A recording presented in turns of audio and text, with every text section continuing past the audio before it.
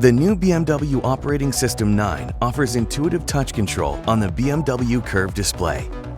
To configure the home background, swipe inwards from the right. Then, select My Modes, or the map view of the BMW navigation system. Scroll through the widgets on the side to see all features, like Intelligent Personal Assistant, radio, telephone functions, media, destination input, vehicle information, as well as date and time.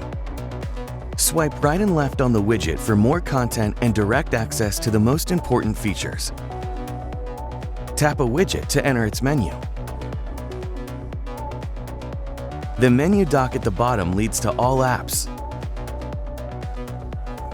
back to home, or the climate menu.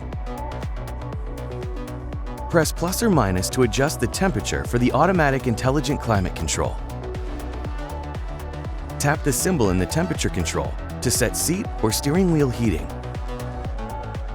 Swiping down from the top opens your personal tool belt for menu shortcuts and favorite functions. If no climate control is needed, or when you want to preserve electric driving energy, just tap the power symbol to turn off all climate functions.